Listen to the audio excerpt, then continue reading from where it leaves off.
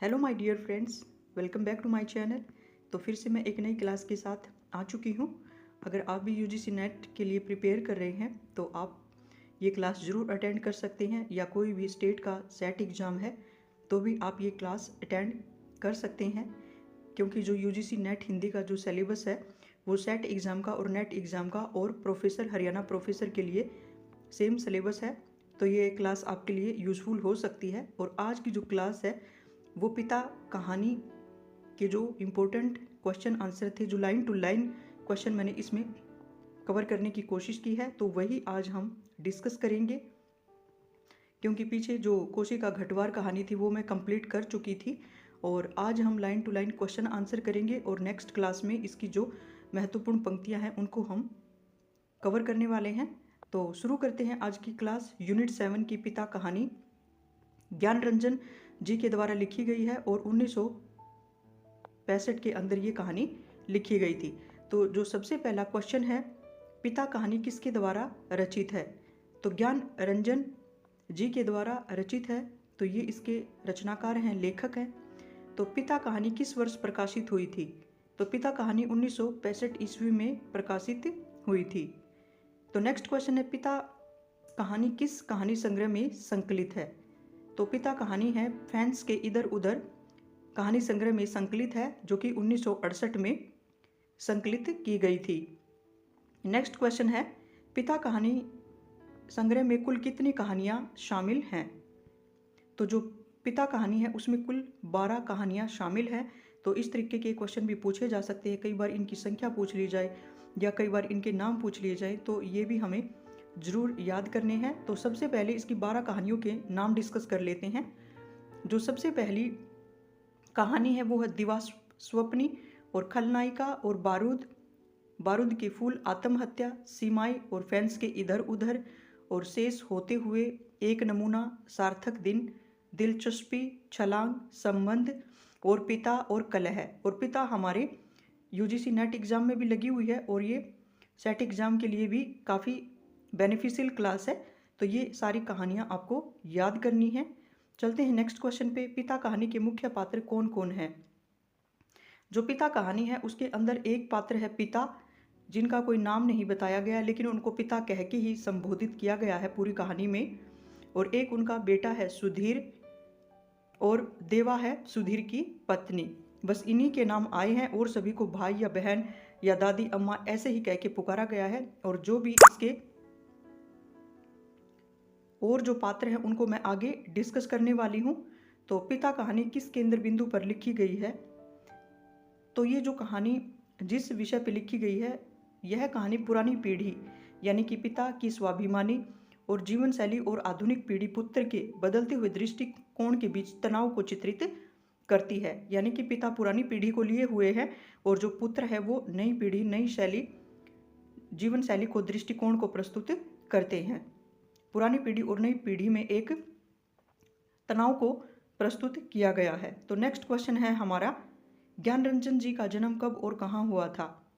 तो ज्ञान रंजन जी का जन्म 21 नवंबर 1936 को महाराष्ट्र के अकोला में हुआ था।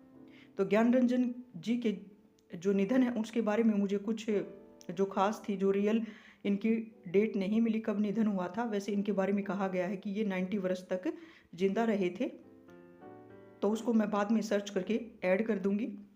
नेक्स्ट क्वेश्चन है, पिता कहानी किन पंक्तियों से शुरू होती है? तो सबसे पहले जो पंक्तियां आती है कहानी को पढ़ते ही वो हैं, उसने अपने बिस्तरे का अंदाज लेने के लिए मात्र आध पल को बिजली जलाई और बिस्तरे फर्श पर बिछे हुए थे। तो ये जो बात है, जैसे कि मैंने कहानी को पढ़ा है, तो ये सुधीर के बारे में बात थी जो स्टार्टिंग में ही, क्योंकि जो सुधीर है कथावाचक के रूप में भी उसको प्रस्तुत किया गया है। तो लेखक ने कथावाचक कथा उसी के जरिए कहलवाई है, जो कि उसका सुधीर बेटा है पिता का। तो नेक्स्ट क्वेश्चन है, पिता कहानी में किस नगर को लिया गया है, यानी किस नगर की बात की गई है? तो घनश्याम नगर की बात की गई है पिता कहानी के अंदर। तो यहाँ पे हमारे 9 क्वेश्चन होते हैं कंप्लीट। चलते हैं नेक्स्ट क्वेश्चन पे। तो नेक्स्ट हमारा जो क्वेश्चन है, पिता कहानी में गर्मियों की रात किस समय की बात की गई है? तो ये जो कहानी जब शुरू होती है तो गर्मी के महीने की ही बात है, क्योंकि सबको गर्मी लग रही थी और सबने बिस्तरे फर्श पर बिछा रखे थे। तो पिता कहानी में 11:30 बजे की बात की गई है, जबकि जो सुधीर उसका बेटा है, जो सबके बारे में देख रहा था सब सो गए हैं या कि नहीं, तो 11:30 बजे का टाइम था। तो नेक्स्ट क्वेश्चन है, पिता कहानी में स्त्री ने सोते सोते क्या बुड़बुड़ाया। तो पिता कहानी में स्त्री ने सोते सोते बुड़बुड़ाया आ गए। ये जो पंक्तियां हैं या ये जो क्वेश्चन है, ये जो पिता कहानी में उसका पुत्र है सुधीर, उसकी जो बीवी है देवा नाम है उसका, तो वो पूछती है अपने पति सुधीर से कि वो आ गए बाहर से, जो काम वो नौकरी करते थे। तो नेक्स्ट क्वेश्चन है, पिता कहानी में पिता ने डांट कर किसे चुप कराया।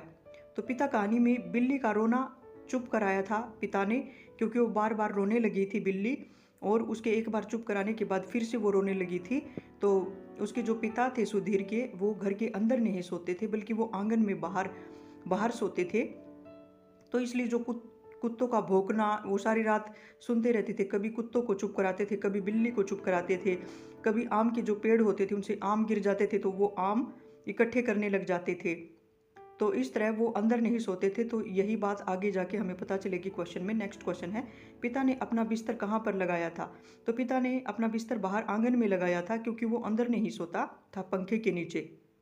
तो गर्मी के कारण किसी नींद नहीं आ रही थी। तो पिता को नींद नहीं आ रही थी क्योंकि गर्मी बहुत ज़्यादा थी। पिता चौकीदारों की तरह कितनी बार चक्कर लगाया करते थे।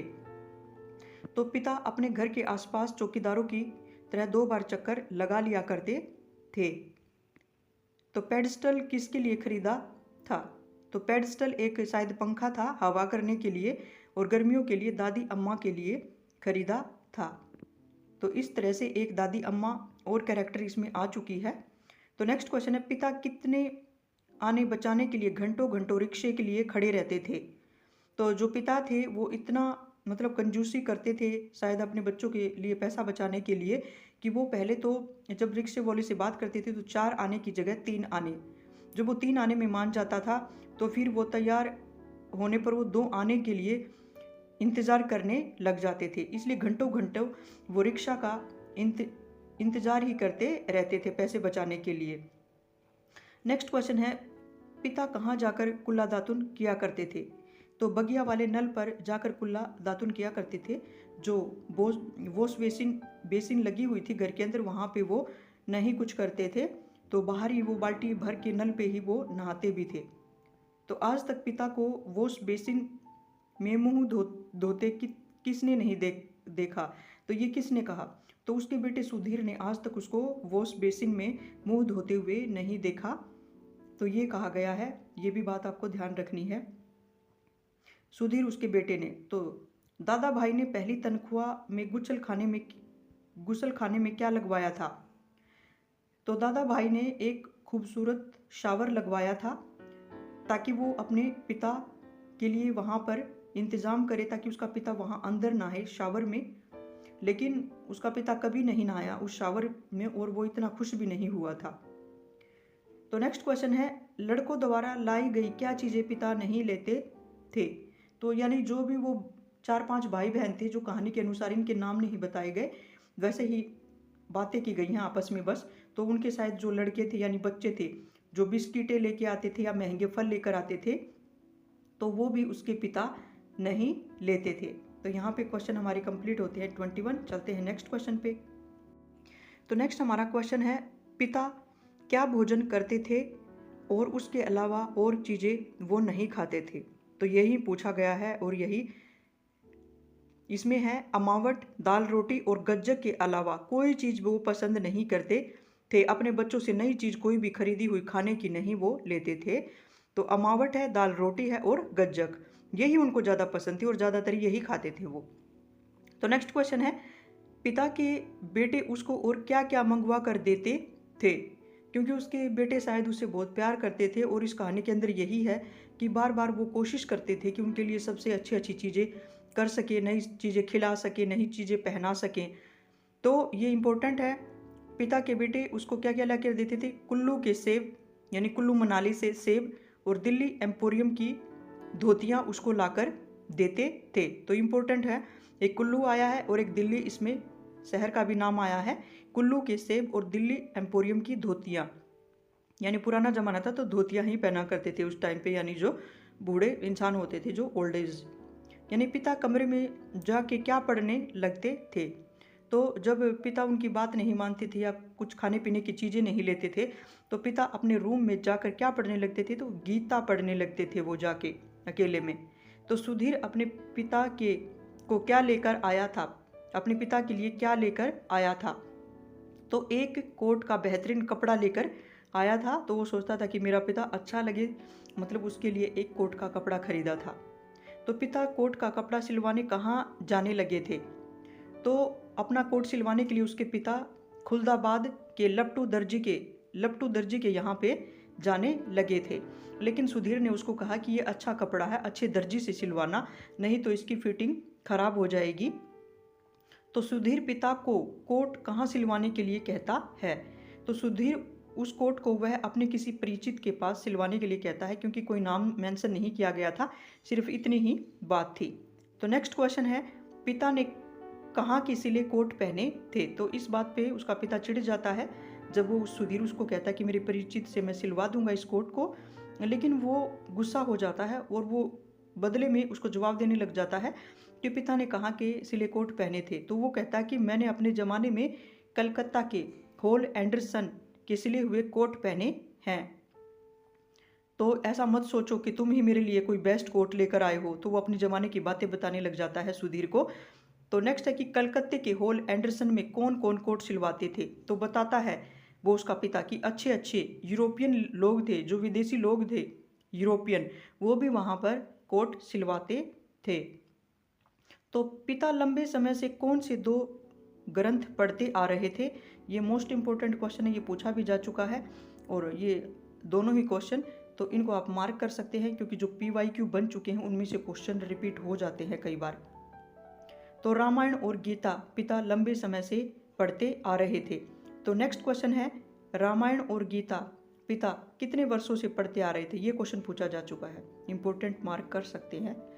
35 वर्षों से रामायण और गीता पढ़ते आ रहे थे पिता, तो ये वाला क्वेश्चन बहुत इंपॉर्टेंट है। 35 वर्षों से पढ़ते आ रहे थे और 2 ही पुस्तकें उन्होंने पढ़ी थी, रामायण और गीता। पिता रात को सोते समय किस पेड़ के फल इकट्ठे करते थे, तो रात को वो आम के फल इकट्ठे करते थे, और कुछ अम्बिया जो उनको मिलती थी उनको वो गमले में इकट्ठा करते थे, और जो उसको रात को दिखाई नहीं देती थी उनको सुबह उठते ही इकट्ठा कर लेते थे। तो बहन के यूनिवर्सिटी के खर्चों के लिए कितने वर्षों से कौन 50 रुपये महीना भेजता था, बहन के यूनिवर्सिटी के खर्च के लिए, तो उसका वायुसेना में नौकरी करने वाला उसका भाई कप्तान भाई। तो यही नाम आया है कहानी में, तो आपको भी यही याद रखना कि उसका कप्तान भाई जो या वायुसेना में नौकरी करता था, उसके लिए 2 वर्ष से 50 रुपये महीना भेजता था यूनिवर्सिटी खर्च के लिए। तो पिता जो कहानी है उसमें कथावाचक किस पात्र को माना गया है, तो सुधीर को ही कथावाचक माना गया है, क्योंकि उसी के जरिए ये कहानी सारी आगे बढ़ती है। तो यहाँ पे हो गए हैं हमारे 34 क्वेश्चन कंप्लीट। चलते हैं नेक्स्ट क्वेश्चन पे। नेक्स्ट क्वेश्चन है हमारा, कप्तान भाई कब छुट्टी आया था, तो वो होली अवकाश पर घर पे छुट्टी आया था। तो पिता ने कप्तान भाई को कितने रुपए वाली पासबुक थमा दी थी, तो उसने 1200 रुपये वाली पासबुक कप्तान भाई को थमा दी थी, क्योंकि वो अपनी बहन के लिए 50 रुपये हर महीने भेजता था। तो उसके पिता ने शायद उन पैसों को उसको लौटा दिया था, ताकि उसका कोई एहसान उसकी बेटी पर ना रहे। शायद यही एक पिता की भावना थी, शायद हर एक पिता में ऐसा होता भी है कि वो बेटों के ऊपर उसकी बेटियां निर्भर ना रहें। तो नेक्स्ट क्वेश्चन है, एक्को के घोड़े की टापे कहाँ से और आ रही थी, तो इक्के की गाड़ियों का जिक्र है, इसमें घोड़े गाड़ियों का जिक्र है।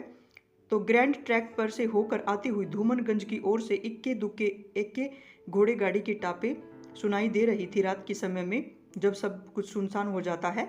रात के 11:30 बजे की बात की बात है, गर्मियों के दिनों की, जब कभी कभी ट्रेन की आवाज़ आती थी या घोड़े गाड़ियों की आवाज़ आती थी। तो धूमनगंज एक और इसमें शहर का नाम आया है, तो ये भी आप मार्क कर सकते हैं। तो नेक्स्ट क्वेश्चन है, कप्तान भाई ने कितने वर्ष अपनी बहन को पैसे भेजे थे? तो 2 वर्ष उसने पैसे भेजे थे। तो रात को अचानक किसकी नींद खुल गई थी? तो सुधीर की अचानक रात को आंखें खुल गई थी और वो पानी पीने के लिए भी गया था। पानी पिया उसने और बाहर जब नज़र उठा के देखा तो सुधीर का पिता भी जाग रहा था। सुधीर ने रात को उठने पर किसे जागा हुआ पाया? तो पिता को, जो कि पिता रात को उठकर क्या कर रहे थे? तो पानी की सुराही से खटिया तर कर रहे थे। जो पिता है वो सुराही से अपनी खटिया को तर कर रहे थे क्योंकि गर्मी का बहुत समय चल रहा था और वो ठंडक पाने के लिए पानी की सुराही को अपने ऊपर उंडेल रहे थे। तो अब पिता निश्चित रूप से सो गए हैं शायद, ये किसने कहा? तो उसके बेटे सुधीर ने कहा कि अब तो पिता शायद सो गए हैं, क्योंकि उसने काफ़ी देर तक उसके पिता को जागे हुए देखा और ऐसा देखा कि वो एक पहर की नींद लेकर दूसरी बार उठे हैं और वो फिर पानी पी के और पानी उंडेल के अपने ऊपर और अपने बिस्तरे को इकट्ठा करके उसका तकिया बना के सो जाते हैं। तो उसको भी राहत की सांस मिली थी सुधीर उसके बेटे को, शायद अब तो पिता सो गए हैं, क्योंकि वो पंखे के नीचे नहीं सोता था और वो गर्मी में ही बाहर ही सोता था। तो ऐसा उसके बच्चों को या सुधीर उसके बेटे को बुरा लगता था। कोई भी सुख सुविधा जो घर की होती थी वो नहीं लेते थे। तो यही उधेड़ बुन इस कहानी के अंदर बुनी गई है और इसी में वो उनके पिता उनकी बात बिल्कुल भी नहीं मानते हैं। तो पिता कहानी में आने वाले स्थान कौन कौन से हैं, जिन शहरों की बात हुई है तो उनको भी हम एक बार देख लेते हैं। सबसे पहले है घनश्याम नगर, जिसमें वो रहते थे। कुल्लू, जिसके की सेब लेकर आए थे। और दिल्ली, जिसमें की एम्पोरियम की धोतियाँ लेकर आए थे। खुलदाबाद, जहाँ पे खुलदाबाद में दर्जी है वहाँ पे कोट सिलवाने की बात कही गई है। कलकत्ता, हॉल एंडरसन के वहाँ दर्जियों की बात की गई है। और धूमनगंज, जहाँ पे इक्की गाड़ियों की आवाज़ आ रही थी। तो ये शहरों के नाम हैं, याद कर सकते हैं क्योंकि बारीकी से भी कई बार क्वेश्चन पूछ लिए जाते हैं। तो नेक्स्ट क्वेश्चन है, पिता कहानी के सारे पात्रों के नाम क्या थे? जो हमने शुरू में पढ़े हैं कि सुधीर बेटा था, देवा उसकी पत्नी थी। तो उसके अलावा कौन कौन से पात्र आए उन पे एक नज़र डालते हैं। तो सुधीर उसका बेटा था, पिता पिता ही कहा गया है, उनका नाम नहीं बताया गया। तो देवा सुधीर की पत्नी थी, जिसका 1-2 वाक्य ही इसके अंदर आया है। कप्तान भाई, जो उसकी बहन को 2 वर्ष से 50 रुपये भेज रहा था, जो वायुसेना में नौकरी करता है। बहन, जिसको कि वो पैसे भेजता था। और दादा भाई का नाम आया था बीच में इस कहानी को पढ़ते हुए, तो दादा भाई यानी कि बड़ा भाई। तो दादी अम्मा, जिसके लिए कि पेडस्टल का एक पंखा लेकर आए थे। और 4 बच्चों का जिक्र इसमें कुल किया गया है। तो पिता कहानी में सुधीर की पत्नी का नाम क्या था? तो देवा था उसकी पत्नी का नाम। छोटी सी छोटी बात हमें जरूर क्लियर कर लेनी चाहिए, क्योंकि घुमा फिरा के क्वेश्चन कैसे भी आ सकती हैं। तो पिता कहानी में सुधीर का परिवार कहाँ रहता था? तो घनश्याम नगर में रहता था। तो फ्रेंड्स, यहाँ पे 45 क्वेश्चन कंप्लीट हो चुके हैं, क्योंकि ये जो हमारी कहानी थी, छोटी कहानी थी, तो इसके 45 क्वेश्चन मैंने लाइन टू लाइन पूरे कवर करने की कोशिश की है। और फ्रेंड्स, मैंने बिल्कुल ऑथेंटिक जो जानकारी है कहानियों में पढ़कर या जो भी ईयर की बात होती है, वो सब ऑथेंटिक जानकारी मैं यहाँ पर लेकर आती हूँ, क्योंकि लाइन टू लाइन मैं सब सर्च करके और बुक्स को पढ़ के तभी मैं ये नोट्स बना के लेके आई हूँ। तो आप बिल्कुल अपनी तैयारी कर सकते हैं, मेरे चैनल से आप जुड़ सकते हैं, सब्सक्राइब कर सकते हैं। अगर आपके लिए यूज़फुल और बेनिफिशियल क्लास है और आपको ये मेरे हैंड रिटन नोट्स पसंद है, तो मैं ऐसे ही आगे भी आपके लिए क्लासेस लेके आती रहूँगी। तो आज इस कहानी में हमारे पिता कहानी के जो इम्पोर्टेंट क्वेश्चन है वो कंप्लीट हो चुके हैं। तो नेक्स्ट कहानी में हम इसकी जो महत्वपूर्ण पंक्तियां हैं वो डिस्कस करने वाले हैं। और जून मंथ के लिए अगर आप प्रिपेयर कर रहे हैं हिंदी सब्जेक्ट से या सेट का एग्ज़ाम भी देना चाहते हैं, तो भी आप इस चैनल से जुड़ सकते हैं, क्योंकि मैं बिल्कुल अपने हैंड रिटन नोट्स जो मैं पढ़ के एक एक लाइन टू लाइन और पूरे रियलिटी के साथ इनको मैं यहाँ पे बना के लेके आई हूँ। तो आपको काफ़ी फ़ायदा होगा अगर आप इसको लाइन टू लाइन पढ़ेंगे, तो आपका काफ़ी सारा जो कंटेंट है, जो सिलेबस है, वो कंप्लीट होगा। कहीं से भी क्वेश्चन पूछ लिया जाए तो मैंने पूरी कोशिश की है कि क्वेश्चन हमारे से बचे नहींगा। तो फ्रेंड्स, ऐसे ही आप आगे बढ़ते रहिए, पढ़ते रहिए और आप यूं ही अपनी तैयारी पे फोकस कीजिए और क्लास ज़रूर अटेंड कीजिए। तो ये बिल्कुल मेरी फ्री क्लास है, तो आगे भी मैं ऐसे ही क्लासेस लेके आती रहूँगी।